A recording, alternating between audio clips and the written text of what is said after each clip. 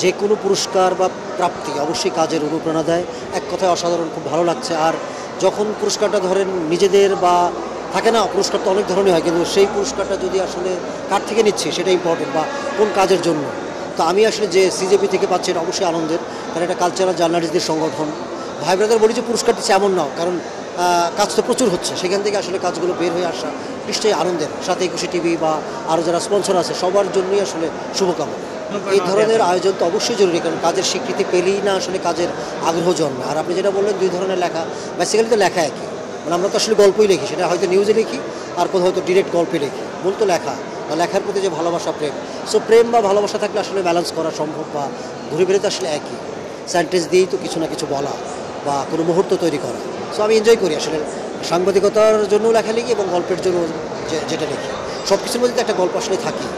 So আসলে ভালো লাগে ব্যালেন্স করে কাজ করতে। সত্যি বলতে যখন লিখেছিলাম তখন যে আসলে এরকম কিছু হবে এতটা আসলে ভাবিনি।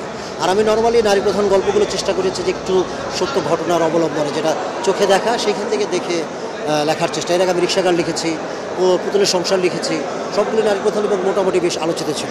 আর এটা থার্ড হচ্ছে নরসুন্দরী, এটাও আমার একটা আসলে বরিশালের একটা ঘটনা দেখে, নিউজ দেখে আমার মনে হয়েছিল যে এটা নিয়ে একটা ফিকশন হতে পারে। তারপরে ওই তো ওই নিউজ দেখে গল্প ভাবা আর গল্প সেটা আসলে পরিপূর্ণ করে তুলতে আমি নর্মালি একটা লিখতে অনেক সময় লাগে। অনেকে 2 দিন 3 দিনে লিখে ফেলে, কিন্তু আমি আসলে এত তাড়াতাড়ি লিখতে পারি, অনেক সময় লাগে। ডিরেক্টর বা টিমমেটরা বিরক্ত হয় যে কেন স্ক্রিপ্ট দিচ্ছে না বা কেন হচ্ছে না, বা স্ক্রিপ্ট অনেকবার কারেকশন করতে হয়।